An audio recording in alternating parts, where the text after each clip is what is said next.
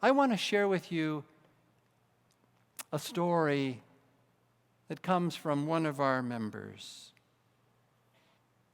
And in preparing for his memorial service, I was privileged to read excerpts from his journal during the war, during World War II, and particularly during his captivity as a POW. And so I want to give you a little context before I share what Harold wrote. I think it was his 21st birthday when he flew off from Florida into the night sky, headed toward the theater of war. I don't know, what did you do on your 21st birthday?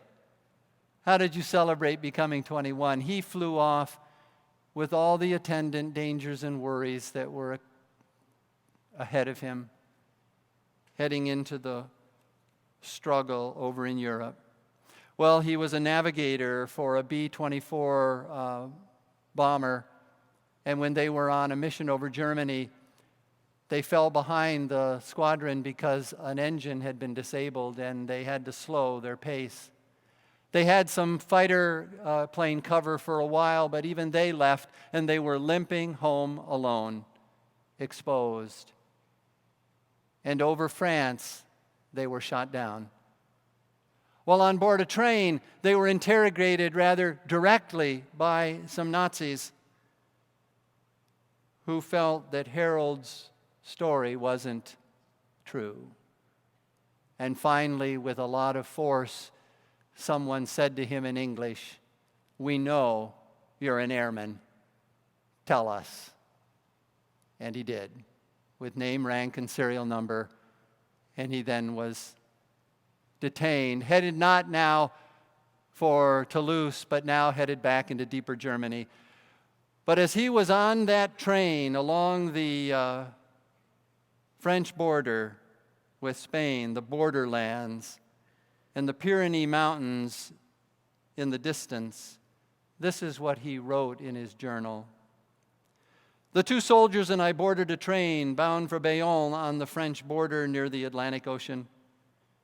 I had always felt that even in the midst of war you could find humanity, and on that train I found it. My captors treated me very well. I ate when they ate. I saw that they were just doing their job. They were probably very tired of the war and looking forward to the end.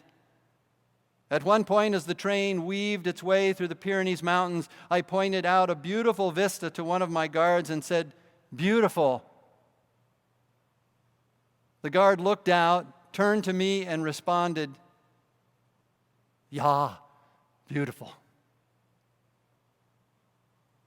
I looked out the window for a little longer until the gentle rock and rhythm of the train lulled me to sleep. The next thing I knew, the same guard woke me, poked me, and pointed out the window to an even more breathtaking view. 'It's beautiful, ja.'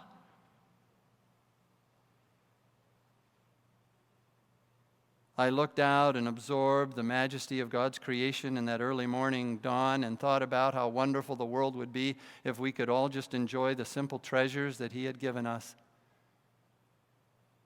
'Yeah,' I said, 'it's beautiful.' Can I have an amen for Harold? And for the ways in which our vision of the world and those who live with us in it are broadened, and where the Jesus who came and on the cross talked about forgiving our enemies can help us understand that we're all created in the image of God, amen? And that there's a broader context to our humanity that allows us to be truly human.